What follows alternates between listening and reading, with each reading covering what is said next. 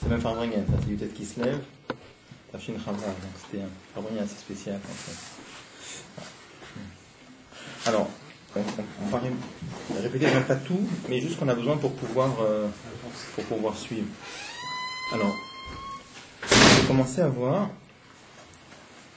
On avait posé d'abord des questions sur Pada Beshalom Nafshi. On ne va pas les répéter parce que de toute façon, on ne va pas en parler aujourd'hui. On ne verra pas les réponses non plus aujourd'hui. Donc, c'est pas la peine de répéter les questions.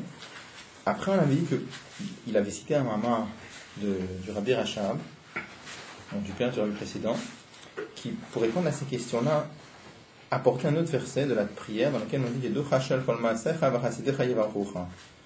c'est-à-dire que Hachem, tes créatures te reconnaîtront, t'admettront, et tes chassidim te béniront. Et là, on était parti sur une longue explication de la différence qu'il y a entre bracha et tefila, une prière et une bénédiction. On a dit qu'il y a un avantage dans l'un qu'il n'y a pas dans l'autre, et un avantage dans l'autre qu'il n'y a pas dans l'un. C'est-à-dire, bracha c'est quoi? Bracha c'est quand quelqu'un donne un tzaddik donne une bracha, il ordonne. Ça veut dire quoi? Il y a une lumière qui se trouve quelque part dans l'enchaînement des mondes, et lui, il impose à cette lumière de descendre. Donc l'avantage, c'est que c'est un ordre, c'est sûr que ça s'accomplit. De l'autre côté, seulement si cette lumière elle existe, il peut lui imposer de descendre, mais si dans la source, il n'y a pas cette lumière-là, elle ne descend pas.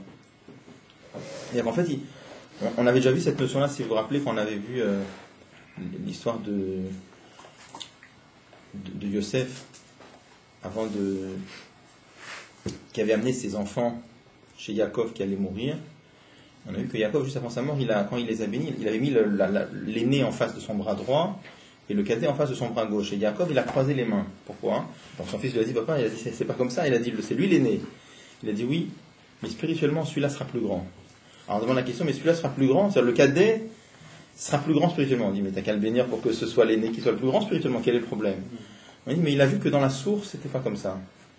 Il a vu que donc, quelle est l'idée? L'idée, c'est que finalement, la notion de bracha, c'est quoi? C'est faire descendre une chose qui est dans la source. Si dans la source, il n'y a pas, il n'y a pas. Alors que tefila, qu'est-ce que c'est? Tefila, c'est pas un ordre. Quand on prie, c'est pas un ordre. Mais on dit Yehi Ratson, que ce soit la volonté de devant toi. C'est-à-dire que la notion de tefila, c'est quoi? C'est créer quelque chose de nouveau. C'est même quelque chose que même dans la source, même si dans la source, il n'y a pas cette chose-là, par la prière, par la tefila, on peut arriver à créer cette chose nouvelle. L'inconvénient, si on peut dire, c'est que ça n'est qu'une demande, c'est pas du tout sûr que ce soit exaucé. Alors on avait montré, on va peut-être pas le répéter aujourd'hui, donc finalement, si on veut résumer, tefila, la source de la lumière qui descend par tefila, c'est une lumière qui est beaucoup plus haute que la lumière qui descend par bracha. Parce que la lumière qui descend par bracha, c'est quoi? C'est une lumière qui est dans l'enchaînement des mondes. Donc si elle y est, elle y est, si elle n'y est pas, elle n'y est pas. Tandis que tefila, on passe au-dessus de l'enchaînement des mondes, on passe au-dessus de la source des mondes et on peut créer quelque chose de nouveau. Mais ça n'est qu'une demande. On a vu que la bracha dont il est question ici, quand on disait Bachasidecha et Baruch, on avait montré que c'était une bracha qui avait les deux avantages. Et les avantages de tefila et les avantages de bracha. Bon. Alors, on reviendra plus tard là-dessus. Là, on était parti dans le paragraphe pour expliquer le lien qu'il y avait avec le fait que cette bracha, tout à fait spéciale, qui descend dans le monde, qui descend on a dit Yevarucha, c'est Yevaruko, c'est la sphira, c'est la tribu de royauté qui est la source du monde. Donc cette lumière qu'on fait descendre dans la source du monde, qui est-ce qui l'a fait descendre? C'est des gens qu'on appelle Chassidecha, les Chassidim. Et là, il avait commencé à expliquer l'idée à citer le mamar du Rabbi Rachab, qui expliquait qu'est-ce que c'est que cette notion de Chassidim. Pour ça, il avait rapporté la différence qu'il y a entre Chesed et Tzedaka. Qu'est-ce que c'est que Tzedaka? Tzedaka, on a dit que c'est venir combler un manque. Comme on a vu dans la halakha, d'ailleurs, ça colle très bien avec la halakha. La halakha nous dit qu'est-ce que c'est que la mitzvah de Tzedaka? C'est quand il y a un pauvre, on doit lui venir combler son manque. Et son manque, même si c'est un manque spécifique, c'est-à-dire que dans la Gemara, on nous dit par exemple la filousus liokovalav. Si c'était par exemple un homme qui avait avant un standing de vie dans lequel il avait un cheval, eh bien, la mitzvah de Tzedaka, c'est pas juste de lui donner du pain et de l'eau juste pour survivre. C'est pas ça de Tzedaka. Tzedaka, c'est le ramener au standing de vie qu'il avait avant, c'est combler son manque. Si pour lui, il était habitué à un standing de vie où il avait un sous lirkovalav, il avait un cheval, c'est devenu pour lui un besoin, et la mitzvah de Tzedaka, c'est combler son besoin. Par contre, nos maîtres disent Mais on n'a pas l'obligation de le rendre riche. La mitzvah, c'est de combler son manque. Après, on a vu que chesed, qu'est-ce que c'est? Chesed, c'est donner plus que le manque. Même quelque chose qui ne manque pas, la notion de bonté fait que de donner à quelqu'un même quelque chose, c'est pas une obligation anarchique, mais c'est la notion de bonté, c'est quoi? C'est donner plus que ce qui manque. Alors, de là, on était passé à appliquer cette notion-là par rapport au monde. Qu'est-ce que ça veut dire tzedaka envers le monde et qu'est-ce que ça veut dire chesed envers le monde? On avait vu que le monde était créé par la parole de Dieu ou la royauté. On avait déjà dit que parole et royauté, c'est la même chose. Et c'est marqué, on a cité des livres de Kabbalah qui disent que quand Dieu a créé le monde par la parole, il y a 5 niveaux qui ont quitté la parole. Dans la royauté, il y a 5 niveaux. Pour ça, c'est marqué Atasita Tashmaim sans He. Il y a un He qui manque dans le verset. Pourquoi il y a un He qui manque? Pour dire qu'il y a 5 niveaux de lumière qui ont quitté la royauté au moment où Dieu a créé le monde. Ça veut dire que le monde a été créé, si on peut dire, déjà avec un certain manque. En quoi consiste la mitzvah la notion de tzedaka envers le monde? La tzedaka envers le monde, c'est venir redonner à Malchut, redonner à la royauté ces niveaux de lumière qui lui ont été retirés au départ. Parce que par rapport à la royauté, c'est-à-dire par rapport à la source du monde, c'est considéré comme un manque, puisqu'au départ, ils y étaient. D'accord? C'était tout en fait. Hein? C'était mais qu'est-ce qui restait?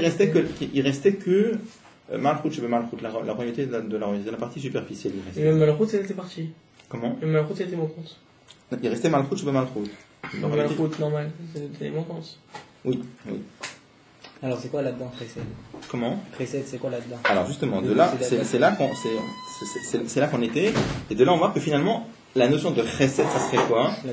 Ça serait amener la richesse. Alors on va voir. Ça va être la suite. Alors, je vais reprendre dans page même Chet, c'est là qu'on... Vous voyez, je reprends au milieu du paragraphe, c'est quand il dit Al-Derezeh ou le Mala. Tout le monde là?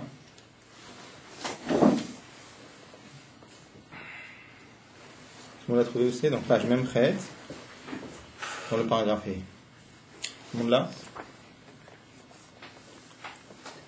Alors, Al-Derezeh ou le Mala, il en va de même quand on parle en haut, c'est-à-dire quand on parle par rapport à Dieu.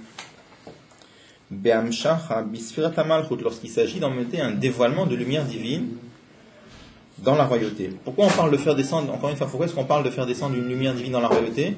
Parce que la royauté est la source du monde. Donc, en faisant descendre une lumière dans la source du monde, ça revient à faire descendre une lumière dans le monde. Ça fait rien dire. En quoi consiste la tzedaka? C'est le fait d'amener ce dévoilement de lumière divine qui est en relation avec la royauté. Et grâce à cela, on va combler le chisaron, on va combler le manque qu'il y a eu dans la royauté. Et là, ici, entre parenthèses, Kayadwa, comme il est connu de par ailleurs, Beinyan Ata Sita Tashamai. En ce qui concerne le verset qui dit tu as créé le ciel, c'est marqué Ata sans He. Ata Chaser He. Le mot Ata est marqué là-bas sans He. Pourquoi? Le fait que la royauté de Dieu est devenue la source qui crée le monde, Asita et Hashamaim, tu as créé le ciel et la terre. C'est par le fait qu'ont été retirés à la royauté, mot à mot, 5 visages, c'est-à-dire 5 niveaux de lumière. Et ici, c'est lesquels? Keter, Chochma, Bina, Ze'er Ampin ou Malchut. On ne va pas rentrer dans les détails, mais en tout cas, il manque 5 niveaux de lumière. Alors, qu'est-ce qui reste si on retire tout ça? Vezet Shenisha, et ce qui reste dans la royauté, c'est quoi? Urak Chitzoniut à Malchut, c'est que l'aspect superficiel de la royauté. Malchut de Malchut. La royauté de la royauté. Ça veut dire Malchut d'Asia? Concrètement? Non. Dans Malchut d'Atsilut, il reste que Malchut de Malchut. Dans Malchut, c'est un peu... Juste pour donner une toute petite explication, c'est pas le sujet ici, mais qu'est-ce que ça veut dire une parole dans laquelle il y a une lumière qui a été retirée ou non? Juste pour donner un exemple. Prenez par exemple la parole chez l'homme. On va traduire la royauté par la parole, ça va simplifier. Prenez la parole chez l'homme. On peut avoir une parole qui est pleine, on peut avoir une parole qui est toute sèche. On prend un exemple très simple. Vous pouvez avoir des fois 2 personnes qui vont raconter la même histoire, mot à mot la même histoire. Il y en a un quand on l'écoute, on s'endort. Et il y en a un, quand on l'écoute, c'est très intéressant. Pourtant, ils disent la même chose. C'est-à-dire que dans les mots, ils racontent la même histoire. Mais il y en a un, c'est un mot, et encore un mot, et encore un mot, c'est complètement monotone. Donc c'est juste la parole. Un autre, il va raconter la même histoire avec les mêmes mots, et ça va être quelque chose de vivant. Pourquoi ? Parce qu'au moment où il raconte l'histoire, il est en train de revivre l'histoire qu'il raconte, par exemple. Et quand il revit cette histoire-là, ça va se sentir dans l'intonation. C'est-à-dire qu'il y a des moments où le son de sa parole va monter, il y a des moments où ça va s'arrêter, ça va descendre. Il y a un moment où il y a marqué une pause, pas parce que c'est un comédien ou parce que c'est un bon orateur, je ne parle pas de ça. Je parle parce que vraiment, au moment où il parle, il ressent quelque chose de très très fort. Et ce qu'il ressent de très fort, ça va transparaître dans la parole. Et ça va transparaître dans la parole de quelle façon ? Eh bien, ça va se traduire physiquement dans la parole. C'est-à-dire que la parole, il y a des moments où le son va monter, le son va descendre, il y aura des moments d'arrêt. Mais ça passe. C'est-à-dire que ceux qui l'entendent, ils entendent quelque chose qui touche très fort, alors que l'autre entend dehors. Et c'est possible qu'ils ont dit mot à mot exactement la même chose. J'amène ça, c'est juste pour montrer comment on peut avoir un dibour, une parole qui est toute sèche, ça serait malchut chez malchut, la parole de la parole, c'est la parole à l'état pur. Ou alors on peut avoir au contraire une parole qui est pleine de lumière. C'est juste, on ne peut pas rentrer dans les détails, mais c'est juste pour montrer comment on peut avoir cette notion-là. D'accord ?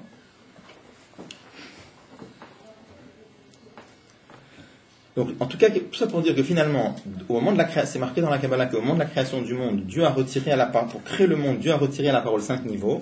Donc là, on comprend que la notion de tzedaka envers le monde, c'est quoi ? C'est ramener dans la source du monde, donc dans la parole, dans la royauté qui a créé le monde, ces niveaux qui manquaient. Mais il fait ça, On va voir. Ça fait partie de... C'est lié avec la notion de libre arbitre. Le fait qu'il y ait un voile dans le monde, c'est voulu. C'est pas... D'accord ? Le fait que le monde est créé par un très grand voile, c'est voulu pour qu'il y ait libre arbitre, pour qu'il y ait la possibilité de se tromper.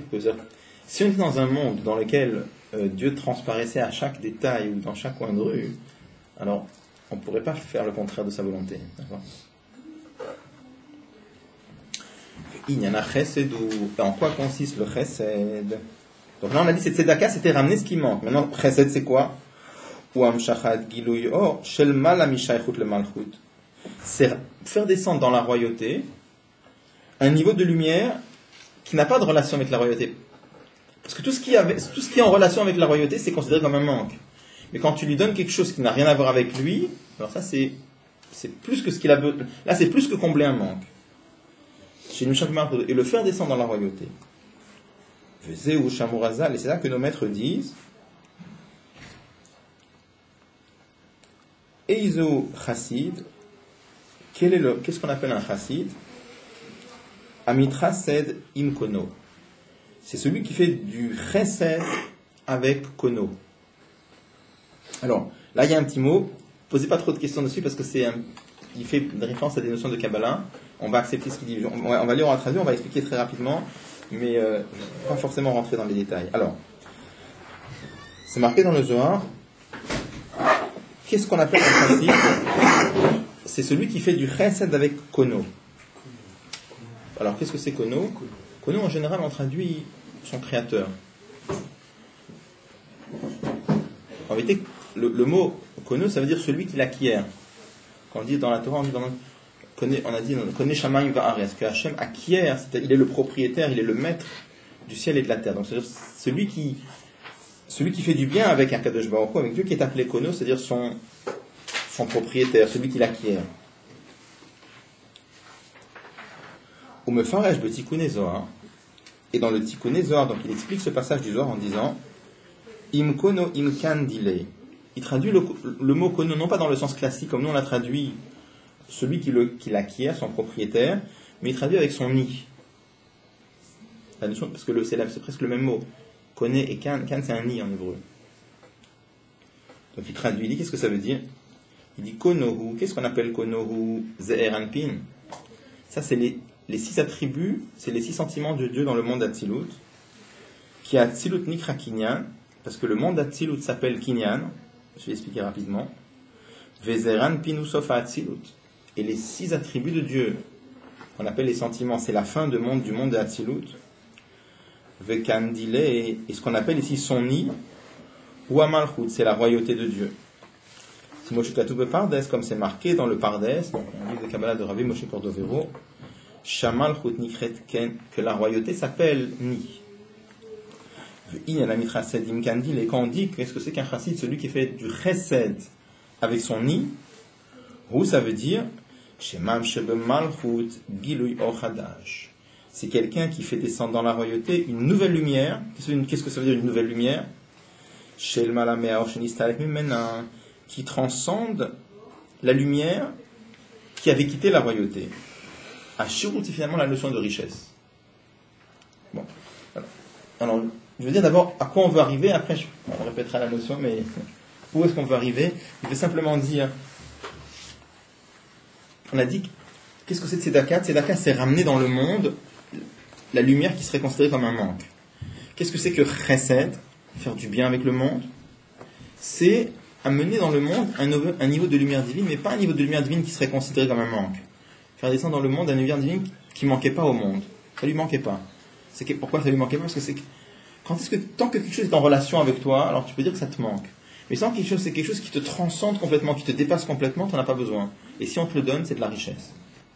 Donc, qu'est-ce que c'est que la notion de chesed? Ce qu'on avait déjà dit, c'est amener dans le monde la notion de richesse. C'est quoi?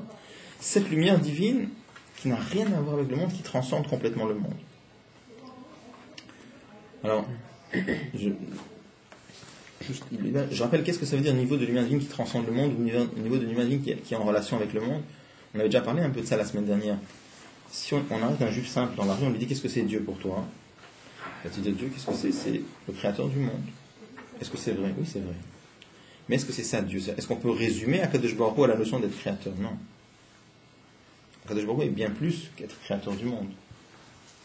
Donc, en général, quelqu'un qui réfléchit, comment est-ce qu'il arrive à appréhender l'idée de Dieu? Évidemment, il te dit, regarde, on ressent bien intuitivement qu'une chose ne peut pas se fabriquer tout seul. Quand on voit la complexité de la matière, la complexité d'une cellule vivante, etc., on se dit qu'il y a forcément une force supérieure qui en est à l'origine. On se dit que cette force supérieure, elle est parfaite. C'est-à-dire quoi, elle est parfaite? Elle n'a pas tous les manques qui peuvent exister dans ce monde-là. C'est-à-dire que c'est pas limité. C'est pas quelque chose... Dans ce monde-là, tout est composé. D'accord, la notion de simplicité dans ce monde-là n'existe pas. Simplicité, ça veut dire... même si vous prenez ce qu'on appelle les éléments simples en chimie, l'hydrogène... L'eau, c'est un élément, c'est composé d'oxygène et d'hydrogène. Mais si vous prenez un élément simple comme l'hydrogène, en réalité, c'est composé de particules. Et les particules, elles sont faites de quoi? Je ne sais pas exactement, mais on va dire que c'est de l'énergie. Et l'énergie, c'est fait de quoi? L'énergie, un joule, tu peux le diviser en 2 demi-joules, et les demi-joules, tu peux les diviser en quart de joule. Donc ce que je veux dire, c'est que dans ce monde-là, tout est divisible. Tout est composé de différentes choses. Le seul qui est... Alors on comprend que ça, intuitivement, on sent que c'est un défaut, d'accord? On sent que être composé, finalement, c'est pas une vraie existence, parce que c'est une existence toute faible. C'est composé de ça, plus ça, plus ça. On a cette sensation, cette intuition que la vraie existence, c'est quelque chose qui est simple, qui est une seule entité indivisible, qui n'est pas limitée, qui n'est pas composée. Autre chose, c'est qu'on est dans un monde dans lequel les choses se transforment et varient. Il y a juste le fait qu'il y a la globalité qui reste. Rien ne se perd, tout se transforme, d'accord? Mais sinon, je veux dire, les objets se modifient, se changent. Tout ce qu'on a dans ce monde-là passe par une certaine instabilité. On comprend que la vraie existence doit être complètement parfaite, ne doit pas avoir tous ces défauts-là. Donc finalement, on arrive à se faire une certaine idée de Dieu, en disant finalement, ça doit être une force supérieure qui est au-delà de tout, qui est complètement parfaite, qui n'est pas composée, qui est infinie, qui est stable. Bien la Chassid a dit, tu penses que c'est ça, Kadosh Baruch Hu? Non. Ça c'est Malchut de Malchut. Ça c'est ce niveau d'Akadosh Baruch Hu qui s'abaisse à créer le monde. Mais Akadosh Baruch Hu lui-même, en fait, on va te dire même pire que ça. La notion de perfection même, c'est pas ça Akadosh Baruch Hu. Parce que la notion de perfection, c'est une chose que Akadosh Baruch Hu, c'est une notion que Dieu a créée. Dire que Dieu c'est quoi? C'est la perfection, c'est très réducteur. La notion même de perfection, c'est une chose que Akadosh Baruch Hu a créée. Donc, après, donc Akadosh Baruch Hu lui-même c'est quoi? On n'a aucune idée, d'accord? Donc, même quand on va dire une créature, par exemple, sent un besoin de sentir Dieu, alors on aurait voulu, c'est-à-dire quoi sentir? Quelqu'un pourrait sentir ce besoin de s'approcher de Dieu, c'est-à-dire sentir finalement l'infini, de ressentir la vraie existence, de ressentir l'unité, de ressentir quelque chose qui existe vraiment. D'accord. Donc, quand on donne ça, c'est la tzedaka. C'est quelque chose qui manque au monde. Et le monde ressent le monde. Le monde peut ressentir ce manque. Et encore pas tout le monde le ressent, mais je veux dire, c'est un manque qu'on peut ressentir. Mais après, plus que ça, on a dit, au-delà de la notion de perfection, c'est quelque chose qui ne te manque pas. C'est pas ça, donc, pourquoi j'ai parlé de ça? C'est juste pour introduire, c'est le fait qu'il y a ce niveau de Dieu qui est en relation avec le monde, et ça manque dans le monde, et tant qu'il n'y a pas ça dans le monde, on est dans la notion de tzedaka, il faut venir combler le manque qu'il y a dans le monde, mais après il y a l'idée de Dieu, autre chose, on n'a aucune idée de ce que c'est, alors ça, tu peux même pas dire que ça te manque, parce que ça c'est même pas en relation avec le monde, puisque c'est pas en relation avec le monde, ça manque pas du tout. Donc quand on te donne ça, c'est de la richesse, c'est pas de la tzedaka. D'accord. Bon, ça c'est, on va revenir là-dessus, on est qu'au début là. Juste une chose, un tzaddik ressent Dieu tel qu'il est. J'imagine qu'il y a des madrigotes. Qu'est-ce que c'est vu ça? Il y a des madrigotes là, comme il y a des tzadikim certainement qui. On va en parler après, on va en parler, c'est pas. Oui. D'après ce que tu viens de dire, la Torah en général et la Chassidoute en particulier, c'est complètement une richesse. Oui. C'est quoi La Torah, c'est une notion de richesse, parce que dans la Torah, justement, qu'est-ce qu'on explique? On explique une des supériorités de la Torah par rapport au monde, c'est que le monde est créé par ce niveau de Dieu qui est en relation avec le monde. Et par contre, dans la Torah, il y a ce niveau de Dieu qui transcende le monde, il est dans la Torah. Donc oui, on va en parler aussi dans la suite. On va en parler dans la suite. Ça va être dans la suite, on va développer ça. Et là, on est tout au début encore du même. Et presque tout ce qu'on a vu jusqu'à présent, c'est que des comment dire, c'est quoi une sorte de préface pour introduire ce de quoi on veut parler, d'accord? Là, on va commencer à entrer dans le vif du sujet. On n'y est pas encore. Okay. Bon. Par rapport au pérouge du Tikkun Zohar, on a l'impression que c'est un peu contradictoire. Alors voilà, je reviens maintenant là ce que j'ai lu très rapidement. Je ne vais pas rentrer dans les détails parce que c'est des choses techniques qui ne sont pas forcément nécessaires ici. Juste pour dire que il a amené un Zohar qui dit qu'est-ce qu'on appelle un chassid? C'est quelqu'un qui fait tzedaka avec Kono, son créateur. Son nid. Comment? Pas tzedaka. Celui qui fait du chesed, pardon. Mais ça change tout. Celui qui fait du chesed avec Kono. Kono, ça veut dire celui qui l'acquiert, donc son propriétaire, son maître.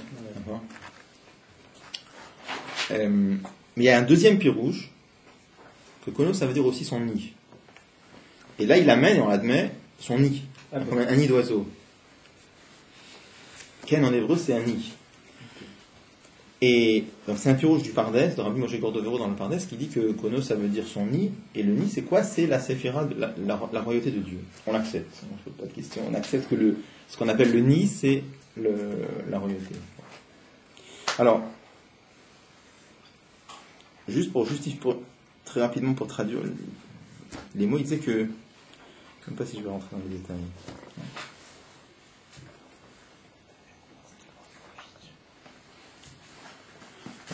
Alors juste, si ça vous paraît très rapide ce que je dis, faites pas attention parce que ça n'en a pas besoin dans la suite. Mais juste comme on a su, on a les mots, je vais juste traduire.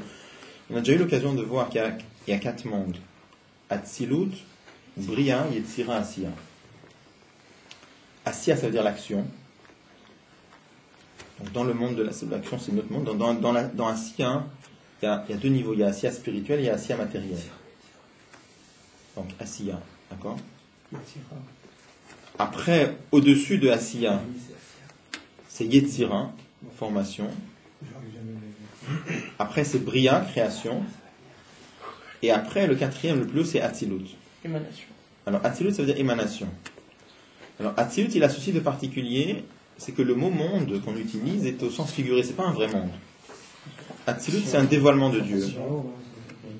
Alors, à quoi ça correspond? Nos maîtres disent, dans la Torah, on nous dit que Dieu a créé l'homme à son image, et que tous ces niveaux-là, en fait, ils ont une représentation dans l'homme. Dans l'homme aussi, on a aussi ces 4 niveaux. Pourquoi? On a l'action, on est capable d'agir, on a la parole, on a la pensée. Donc c'est marqué que cette force d'action qui est en nous, ça correspond au monde de Asiya. Cette force de parole qui est en nous, ça correspond à Yetzira. Cette force de pensée qui est en nous, ça correspond au monde de Bria. Et après, il y a le monde d'Atzilut, c'est quoi? C'est notre intellect et nos sentiments. L'intellect et les sentiments qui est en nous, ça correspondrait au monde d'Atzilut. Alors, j'ouvre une petite parenthèse. Quelle différence il y a entre la pensée et la compréhension? C'est pas pareil. Pourquoi? Juste un tout petit mot pour... Quel... Là, c'est Kéli, l'autre, c'est l'autre. Voilà, dans Tanya, par exemple, quand vous prenez le début du Tanya, le chapitre 3 du Tanya, par exemple, il explique que dans la Neshama d'un juif, il y a 10 forces, 3 forces intellectuelles et 7 forces sentimentales. Et dans le chapitre 4, il explique qu'en plus, on a 3 vêtements. Pensée, parole, action. Alors, on demande la question à Chassidut. Pourquoi tu dis qu'il y a 10 forces? Force intellectuelle et force sentimentale, plus 3 vêtements, dit qu'il y a 13 forces. Parce que la pensée, c'est une force, la parole, c'est une force, et l'action, c'est une force. Pourquoi je ne dis pas qu'il y a 13 forces? Pourquoi il y a un besoin de parler de Korot HaNefesh, les forces de la Neshama, et de parler de vêtements de la Neshama? Alors, une explication simple, c'est de dire que les vêtements de la Neshama, qu'est-ce que c'est qu'un vêtement pour un homme? C'est ce qui lui permet de se présenter aux autres. De la même façon aussi, les vêtements de la Neshama, c'est ce qui permet à la Neshama de se présenter, de se dévoiler. Alors on peut se dévoiler à soi-même, on peut se dévoiler aux autres. Avec la pensée, on se dévoile à soi-même. Avec la parole, on se dévoile aux autres. Et avec l'action, on se dévoile dans le monde. Après, il y a plus loin que ça. Notre intellect et nos sentiments, c'est nous-mêmes. Nos pensées, nos paroles et nos actions, c'est pas nous-mêmes. C'est une production de nous. Je peux produire des pensées, je peux produire des paroles, et je peux produire des actions. Et c'est pas forcément un reflet de ce qui se passe en moi. Je peux très bien faire des choses auxquelles je n'adhère pas. Je peux très bien dire des choses auxquelles je n'adhère pas. Et je peux même penser des choses auxquelles je n'adhère pas. Par exemple, je peux écrire sur une feuille 3 plus 3 égale 5. Je peux dire avec ma bouche 3 et 3 égale 5. Je peux penser dans ma tête que 3 et 3 égale 5.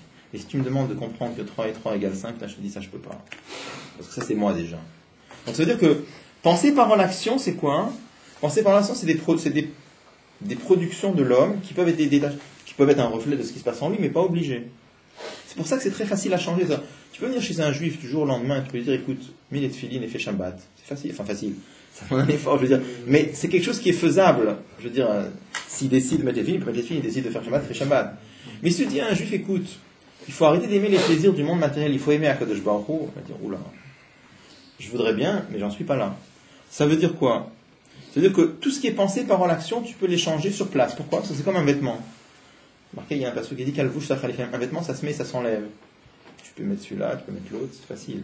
Il faut accepter de le mettre, je suis d'accord, ça demande un effort peut-être de changer de vêtement. Mais c'est rapidement, ça se change très facilement. Par contre, les Korot HaNefesh, ça ne change pas facilement parce que c'est toi. D'accord? Changer de vêtement, c'est facile, mais te changer à toi-même, c'est une autre histoire. Oui, mais, excusez-moi, je suis peut-être d'accord. Parce que le fait de mettre les téphilines, d'essayer de faire Shabbat, c'est déjà qu'on se raffine un peu. J'ai dit que ça peut être. J'ai dit que ça peut être. Je dirais que c'est simplement un changement de vêtement. Parce que ah non, j'ai déjà dit que ça peut être un reflet de quelque chose de profond, mais c'est pas obligé. Je pense que si, à un moment donné, alors c'est peut-être pas une finalité, mais ça a quelque chose de profond. Ouais. Non, c'est sûr qu'à la fin c'est les mitzvot de Dieu et que c'est c'est sûr que les mitzvot c'est très très c'est la volonté de Dieu et que ça a une valeur infinie. Je parle pas de ça. Mais je veux dire, est-ce que ça veut dire, est-ce que quelqu'un, un juif met les tefilines dans la rue, est-ce que ça veut dire que forcément il a changé en profondeur, il est devenu un autre homme? Oui, je pense. Il a accompli la volonté de Dieu, donc à ce titre-là, il a fait quelque chose d'énorme. Oui, mais c'est toute une valeur relative. Bien sûr, par rapport à quelqu'un qui est né dans la chassidoute ou qui est devenu très jeune, bon, forcément, c'est quelqu'un qui accepte qu'on lui mette les téphilines.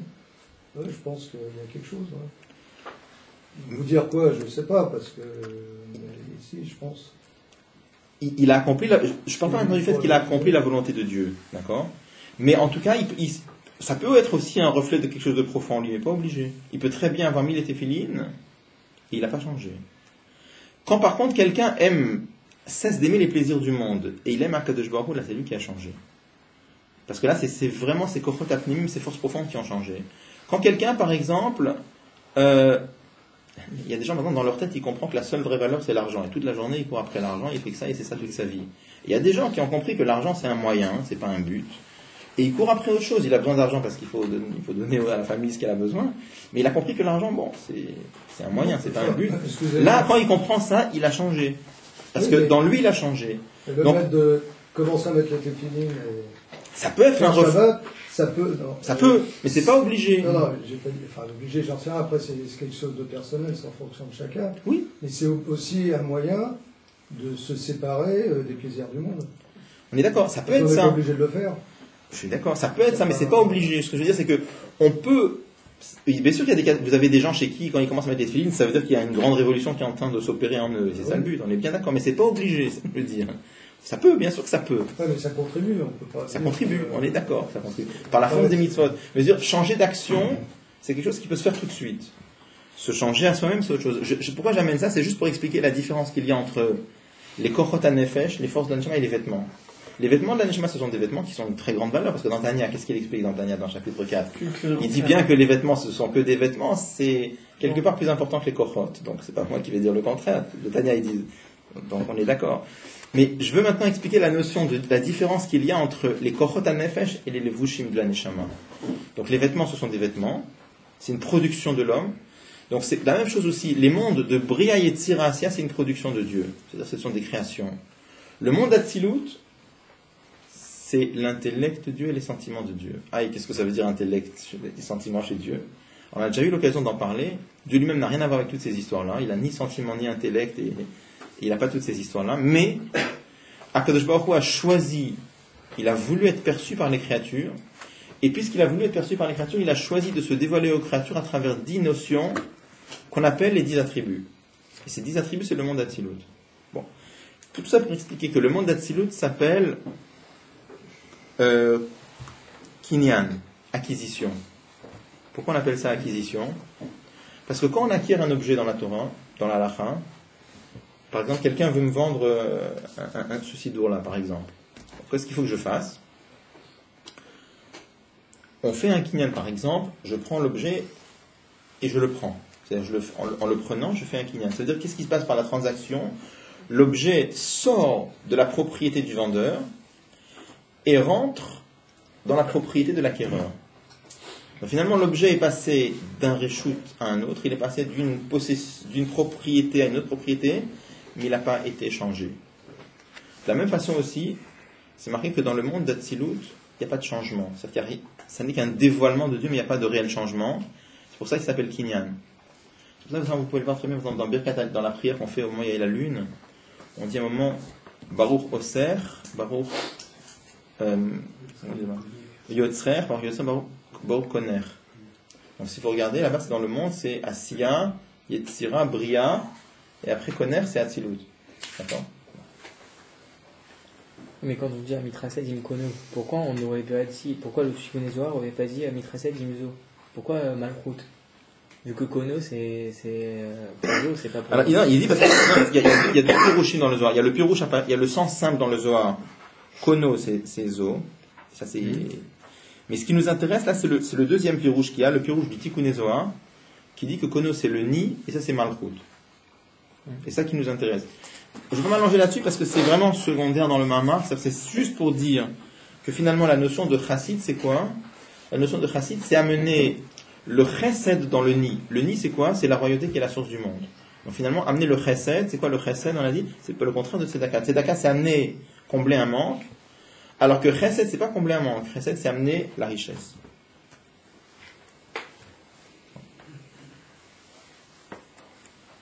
Donc je reprends après la parenthèse, là on l'avait déjà vu une fois, mais je le relis.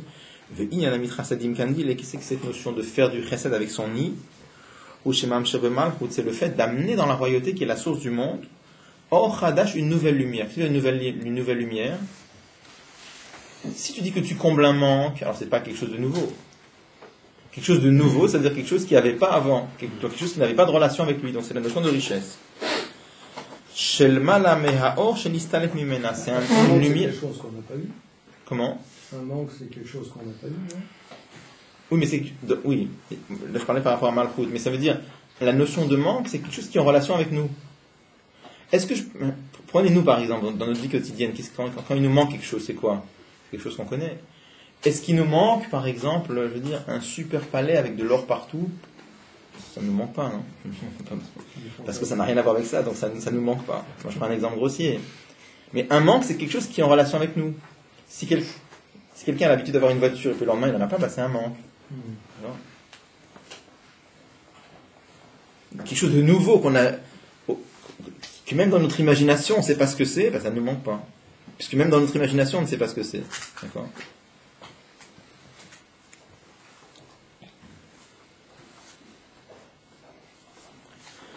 Bunyan Asfirot, il dit à quoi ça correspond cette lumière dans les séphirot, dans les attributs de Dieu. Hupnimuta Keter Atik. C'est la partie profonde de Keter.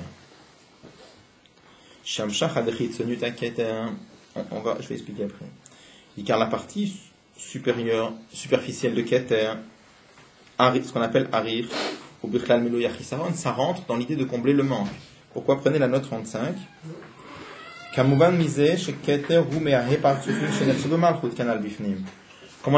l'avait dit avant que on a retiré à la royauté 5 niveaux pour créer le monde. Dans les 5 niveaux qu'on avait retirés à la royauté, il y a Keter, la couronne. Donc le fait de ramener Keter, de ramener la couronne, c'est pas quelque chose de nouveau puisqu'il y avait ça avant. Donc quand on dit qu'ici on ramène quelque chose de nouveau et c'est Keter, c'est que dans Keter même il y a 2 niveaux. Il y a la partie superficielle et la partie profonde. Alors, de quoi il s'agit? De quoi il parle quand il parle de Keter? Parce qu'on a l'impression parfois il parle de Keter Mamash et parfois il parle de Keter Malchut. Là il parle de... Non, de Keter Mamash. Ça c'est pas dans Malchut. Quand il dit qu'il y a 5 niveaux qui sont partis de Malchut, on comprend que c'est les niveaux qui sont dans Malchut. Oui, et dans Malchut il y a aussi une notion de Keter. Voilà. Donc ça c'est parti. Et là, quand il parle de Keter, ici, on a l'impression qu'il parle de Keter, vraiment de Keter, de la sphère de Keter. Pas de la sphère de Keter chez le Malchut. Il parle de ce niveau de... Mais c'est lié. Alors, juste, je m'excuse, mais il y a des notions techniques qu'il faut introduire ici. Alors, on a parlé déjà des 10 attributs de Dieu. J'ai dit qu'il y avait finalement 3 forces intellectuelles et 7 forces sentimentales. Alors, on dit dans les 7 forces sentimentales... 3 forces intellectuelles. Oui, 7 forces sentimentales. Donc. Les 7 forces sentimentales elles-mêmes se divisent en 2. Il y en a 6. Les 6, on les appelle Zeher and Bin, enfin peu importe. Et la 7e, c'est la royauté. Donc, la royauté fait partie des 10, d'accord? Donc, quand on parle des 7 sentiments, en fait, on utilise le mot sentiment, mais c'est peut-être pas un mot tout à fait exact. Il y a 6 forces qu'on appelle Zeher and Bin, et le 7e, c'est la royauté. Bon. Après, au-dessus de ça, il y a les forces intellectuelles. Chochma, Bina et Dat, qui n'est pas toujours comptabilisé d'ailleurs parce que c'est un particulier.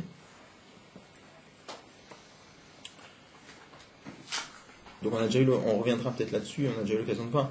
Chochma, c'est la force qui permet chez l'homme, quand on réfléchit à quelque chose, au début, quelque chose qu'on ne comprend pas, on a une sensation d'obscurité, et à force de concentration, à un moment, on se dit, ça y est, j'ai compris, on a une sorte d'éclair qui jaillit dans l'esprit.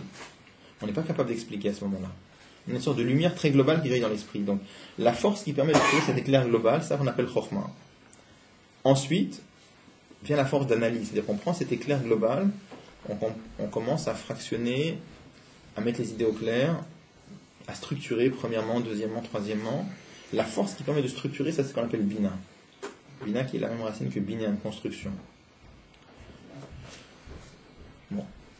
Après, il y a, au-dessus de ces 10 attributs de Dieu, donc, il y a ça chez nous, d'accord, mais il y a aussi ces 10 attributs chez Dieu. Il y a la chokhma de Dieu, il y a la compréhension de Dieu, etc. Encore une fois, il y a ça chez Dieu parce que Dieu a voulu qu'il y ait ça chez lui. C'est lui-même qui a fait qu'il y aura chez lui cette notion pareille, parce qu'il a voulu que les créatures puissent le percevoir, pas qu'il a ça intrinsèquement. Il a ça parce qu'il a voulu avoir. On ne peut pas parler pour Dieu de toutes ces notions-là, d'accord. Alors Dieu a voulu être ce que l'on est. Il a voulu se dévoiler aux créatures par ces notions-là, et il a voulu que nous, on ait en nous des notions qui permettent de capter le correspondant chez Dieu. Quand on dit que Dieu a fait l'homme à son image, ça veut dire que Dieu a créé en nous une structure qui nous permet de capter ces niveaux de Dieu que Dieu a bien voulu qu'on puisse percevoir. D'accord ? Bon. Maintenant, au-delà de ça, il y a ce qu'on appelle Keter. Keter, c'est-à-dire la couronne. De la même façon que chez un homme, la couronne, qu'est-ce que c'est ? C'est ce qui est au-dessus de la tête. De la même façon aussi, spirituellement, la couronne, c'est ce qui est au-dessus de l'intellect. Alors ça représente quoi ? Dans Keter même, il y a 2 niveaux. Il y a la partie superficielle de la couronne, la partie superficielle de Keter. Il y a la partie profonde de Keter. Elle porte des noms. Alors, je suis désolé, ça fait beaucoup de noms.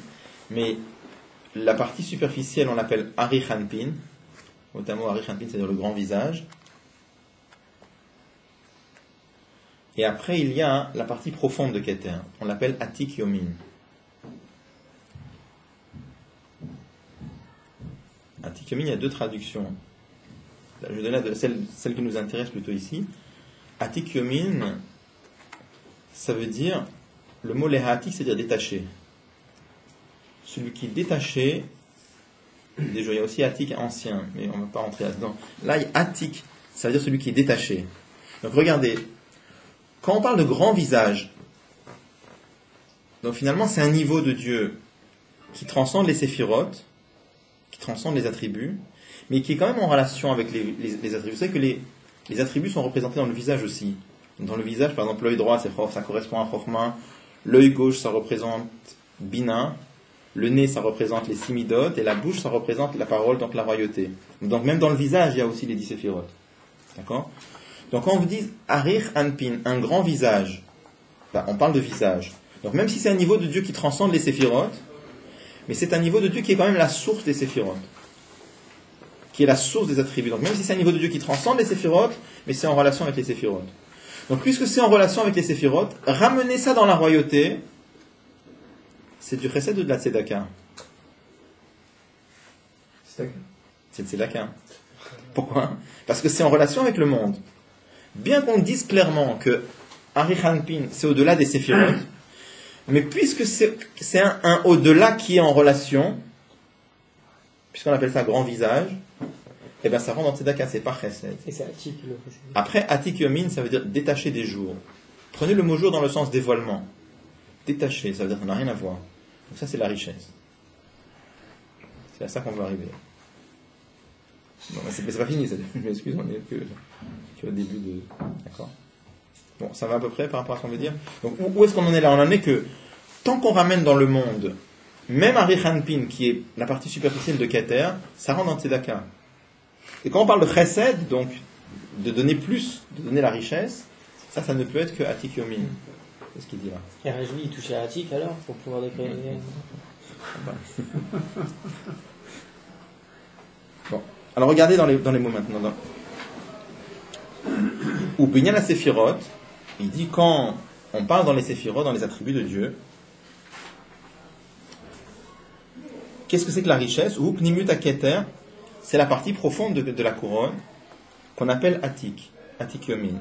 C'est-à-dire, il explique, parce que si on amène un dévoilement de la partie superficielle de Keter, de la partie superficielle de la couronne, ce qu'on appelle Arir Hanpin, ou Bichlal Milou Yachisaron, ça rentre dans combler le manque.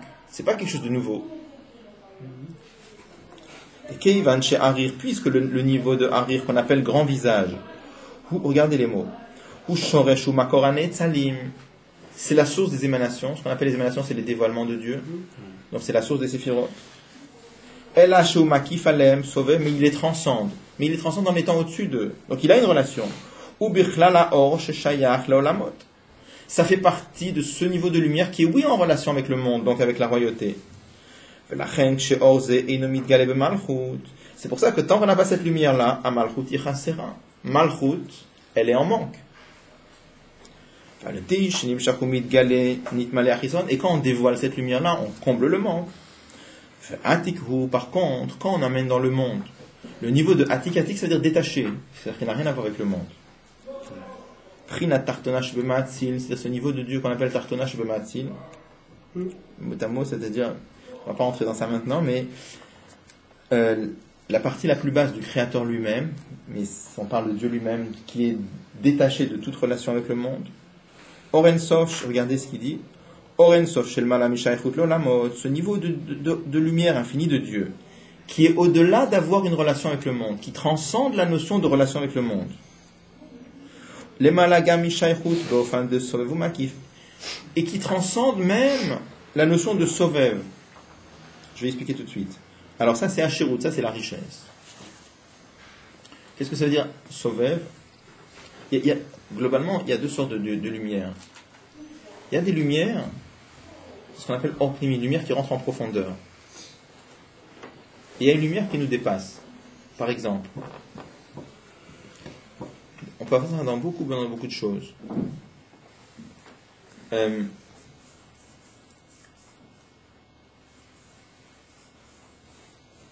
parfois on étudie avec quelqu'un quelque chose de clair, simple, il comprend. Et non seulement il comprend, mais il peut répéter. Donc c'est que la lumière qu'on lui a donnée, l'explication qu'on lui a donnée, elle est rentrée dans son esprit, il a capté, il peut le répéter, il maîtrise. Ça c'est hors primi, c'est une lumière qui rentre dans ses facultés, qui rentre dans sa perception, c'est hors primi. Des fois on peut donner une lumière à quelqu'un, ça le dépasse complètement. Par exemple, imaginez quelqu'un qui assiste à un shiur. Imaginez par exemple un garçon qui a quelques notions de Gemara, mais qui assiste à un shiur d'un très très grand maître de Gemara. Il n'a rien compris. Mais même s'il n'a rien compris, il va sortir de là complètement impressionné. Parce que même s'il n'a rien compris, il a senti que le dévoilement était très fort. Pourquoi il a senti que le dévoilement était très fort? Parce que même si ça, il ne peut pas répéter, mais ça fait quand même appel à des notions qu'il connaît vaguement. C'est-à-dire qu'il a vu qu'on cite des Guémarot dans tous les sens, il a vu qu'on parle de sujets très profonds, même s'il n'a pas bien compris, mais il a senti que c'est profond parce qu'il a quand même une relation avec ça. Donc ça, c'est un exemple de Or Makif. Et ça, c'est une lumière qui le dépasse. D'accord? Cette lumière qui le dépasse, elle agit sur lui. Comment ça agit sur lui? Pas sur ses forces intellectuelles, mais ça va agir premièrement sur le fait qu'il est très impressionné. Il va sortir de là complètement excité. Deuxième chose, ça peut agir sur sa motivation. Parce que même s'il n'a rien compris, ça peut lui donner une super envie d'étudier par la suite. D'accord? Donc ça agit sur la personne. Mais ce n'est pas une lumière qui rentre en profondeur. D'accord? Donc il dit la chose suivante. Il dit qu'il y a un dévoilement de Dieu qui rentre dans le monde, c'est une chose. Après, il y a ce niveau de dévoilement de Dieu qui transcende le monde, mais qui est quand même perçu par le monde. Donc il dit ça aussi, ça rentre dans le Tzedaka. Parce que comme c'est en relation avec le monde, alors ça rentre dans le Tzedaka aussi. Qu'est-ce qu'on appelle la Shirut? Ce niveau de Dieu que ça ne te manque même pas. Alors, si je reprends mon exemple, ça serait un bébé de 8 jours qui écoute le shiur d'un très grand Rosh Yeshiva. Il n'a rien qui ni ça l'impressionne et ni ça l'impressionne pas. Je veux dire, il ne se rend même pas compte qu'il lui manque quelque chose. Donc ça lui manque pas du tout, ça. Alors là, ça lui manque absolument pas. Voilà.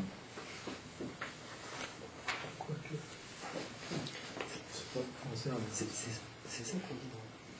Là, il y en a chez toi. Là, c'est le mal à Guéder, l'accord de la Mishnah. C'est ça.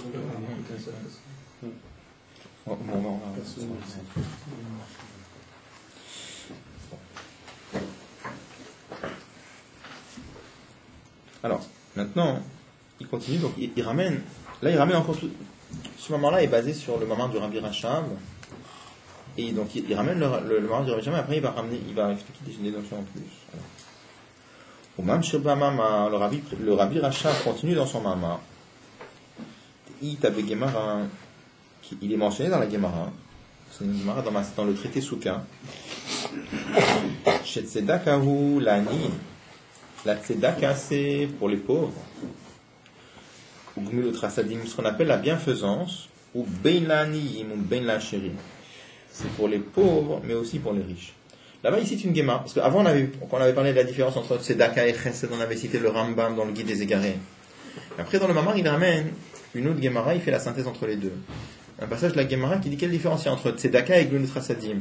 Tzedaka, c'est la charité, et gmilot rasadim, c'est la bienfaisance. La Gemara dit autre chose, la Gemara dit que tzedaka, c'est quoi? C'est quand on donne aux pauvres. Gmilut Rasadim, la bienfaisance, c'est pas simplement quand tu rends service à un pauvre, c'est même quand tu rends service à un riche aussi, ça s'appelle Gmilut Rasadim. Ou misé, et de là il conclut, chez Gmilut Rasadim, hi gamlash, du fait qu'on dise que Gmilut Rasadim c'est même pour les riches, mouvan, de là on comprend, chez Ashpa Hashemit Tzadach Chesed, ou les malam imadregat ashir, que le fait de donner du chesed, c'est quelque chose qui est au-delà de la notion du riche. C'est-à-dire,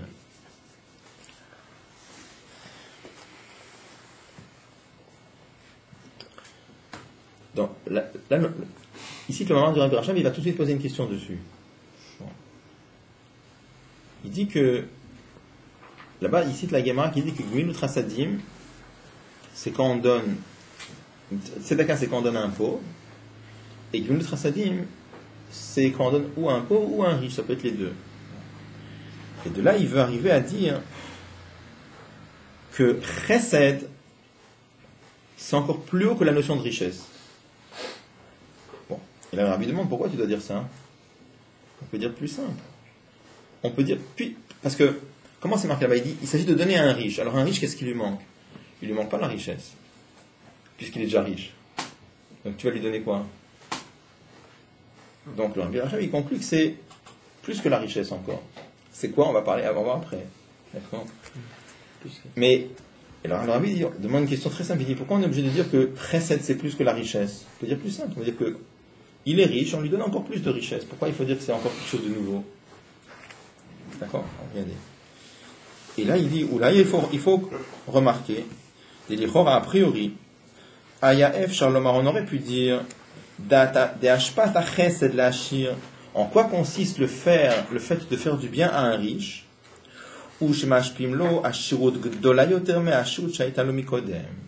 c'est qu'on lui donne une richesse plus grande que ce qu'il avait. Pourquoi on ne dirait pas ça? Pourquoi on ne dirait pas que faire du chesed à un riche, il avait déjà la richesse, on va lui donner plus de richesse que ce qu'il avait?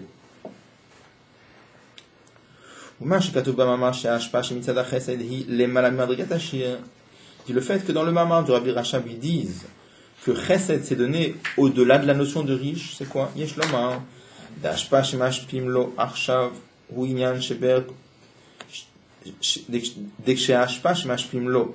On saute la parenthèse une seconde.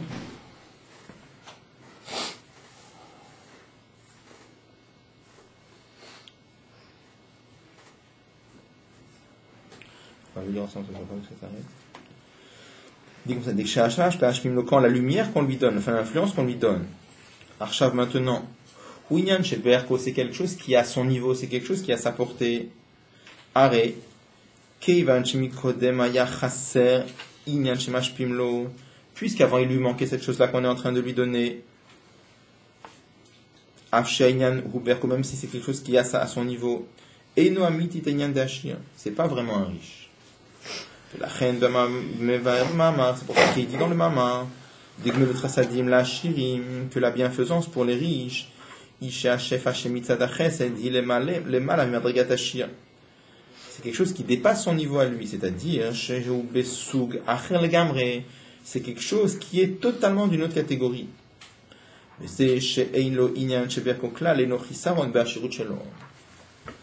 veux dire par oral, on pourra reprendre après dans les mots. Donc il dit comme ça, pourquoi est-ce qu'on ne dirait pas que tout simplement faire du chesed, il ne parle pas au niveau concret, on parle au niveau purement spirituel, pourquoi on ne dirait pas que faire du chesed à un riche, c'est donner plus de richesse? Il dit parce que si c'est quelque chose qui est berko, c'est quelque chose qui est dans ses cordes à lui, si c'est quelque chose qui est dans son niveau à lui et qu'il ne l'avait pas, alors c'est pas un vrai riche. Il dit, c'est comme si on disait qu'un vrai riche c'est quelqu'un qui a tout ce qui pourrait être à son niveau à lui. S'il y a quelque chose qui est à son niveau et qu'il n'a pas, c'est pas encore un vrai riche. Puisqu'on parle de donner à un vrai riche, c'est quelque chose auquel qui a tout. Donc quand on va lui donner, ça peut être quoi? C'est quelque chose de nouveau, complètement nouveau. Avec ça, il veut justifier les mots du Rabbi Rachab. Alors maintenant, ce qu'il va falloir expliquer, c'est qu'est-ce que c'est que ce niveau qui transcende. C'est même pas un Milo Yachisaron, c'est même pas la Tzedaka et le manque, et c'est même pas la richesse, c'est au-delà de la notion de richesse encore. Il faudra comprendre de quoi ça parle. Ça va pas? On a l'impression que ça se contredit un petit peu ce qu'il dit ici et ce qu'il dit avant. Parce que ce qu'il dit avant, c'est dire que faire du chesed, c'est rendre riche. Et là, il dit faire du chesed, c'est au-delà de rendre riche. Alors, dans l'enchaînement des idées, où est-ce qu'on en est? C'est-à-dire, si on s'arrête avec les mots du Rambam dans le Guide des Égarés, effectivement, le chesed, c'est quoi? C'est donner la richesse. Mais si après on prend cette Gemara, on vient rajouter la Gemara sur le Moré Nevuchim, et la Gemara qui nous dit que la richesse, que Gemilut Rasadim, c'est même pour les riches, alors tu vas lui donner quoi à un riche? Si tu vas lui donner de la richesse, alors il est déjà riche. Donc il faut dire que c'est quelque chose qui est au-delà de la richesse. C'est pas donner une richesse plus grande. Parce que si tu vas lui donner une richesse plus grande, ça veut dire que c'était pas vraiment un riche avant. Tant qu'il lui manquait dans la richesse, alors on parle ici de la notion de riche qui est Betachlit Hashlemut, qui est pleine. Donc, lui donner quoi? C'est quelque chose qui va transcender la notion même de richesse. Et il faudra comprendre de quoi ça parle. Là, la Gemara ici, elle vient contredire le Rambam ou elle vient rajouter sur le Rambam? Rajouter sur le Rambam. Elle vient rajouter sur le Rambam. Alors, on prend le paragraphe Zayn. Pour arriver à expliquer qu'est-ce que c'est que cette richesse, Qu'est-ce que c'est que cette bonté qui est au-delà de la richesse? Makdim Bamama, dans le Mamar du Rabbi Rachab, il apporte d'abord Biuriana Shiruchaya Bimeshlomo. Darga Achinali Shbeashurut. Il explique d'abord la richesse qu'il y avait à l'époque du roi Salomon. Donc dans le Mamar du Rabbi Rachab, il rapporte pour expliquer qu'est-ce que c'est que cette notion qui est au-delà de la richesse. Il commence à expliquer d'abord la richesse qu'il y avait à l'époque du roi Salomon pour comprendre qu'est-ce que ça veut dire plus que la richesse. Il explique le fait qu'à l'époque du roi Salomon, c'était la plénitude, on dit Kaima Siara B'Ashlamuta, la lune était pleine. La lune était pleine, ça veut dire que vous savez que la lune, elle suit un cycle. Au début du mois, elle est toute petite, elle grandit progressivement, et vers le 15 du mois, ou entre le 14 et le 15 du mois, elle est pleine, et après elle rediminue. Donc c'est marqué que Shlomo HaMelech, c'était la 15e génération depuis Avraham Avinu. Donc c'est pour ça que ça représente cette notion de plénitude. Et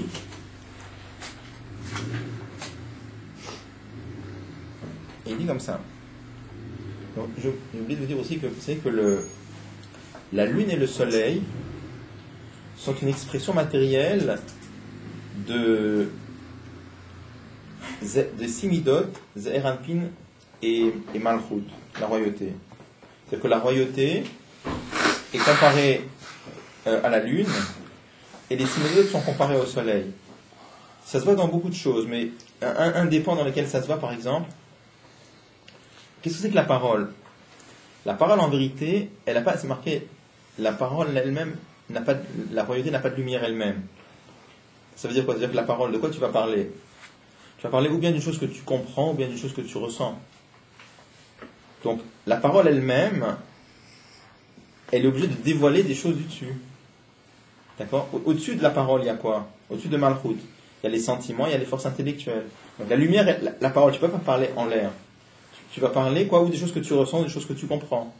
Donc, c'est-à-dire qu'elle a exactement comme la lune. La lune, c'est marqué qu'elle n'a pas de lumière. Elle ne fait que refléter les rayons du soleil. Elle renvoie les rayons du soleil en lui donnant son éclairage particulier. Ça, c'est marqué clairement. Que la lumière, c'est pas juste la même lumière. Parce qu'une fois que la lumière se réfléchit sur le sol lunaire, alors elle prend la spécificité de la lune. C'est pas les mêmes longueurs d'onde, etc. Même spirituellement, marqué que c'est pas la même chose. Donc, de la même façon que la royauté, donc la parole, n'a pas sa lumière propre, elle ne fait que transmettre la lumière des attributs qu'il y a au-dessus. De la même façon aussi physiquement, la lune ne fait que transmettre la lumière du soleil. D'accord?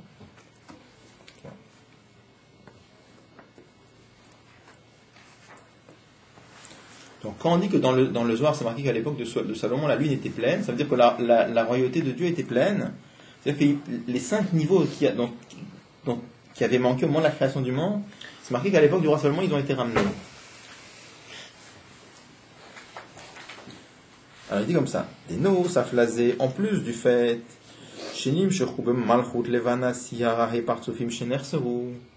en plus du fait que les 5 lumières qui manquaient au moment de la création du monde, à l'époque du roi Salomon, sont revenus dans la royauté, Nimshach Bagam Agil de Pnimut Aketer Atik. À l'époque du roi Salomon, il y avait même un dévoilement de Atik aussi. D'où la richesse. D'accord? Bon, je pense qu'on va s'arrêter là parce qu'on a dépassé l'heure. On reviendra. Donc là, c'est juste, on commence à introduire ces notions-là pour arriver à expliquer qu'est-ce que c'est que cette lumière qui est encore plus haute que la richesse, en fait.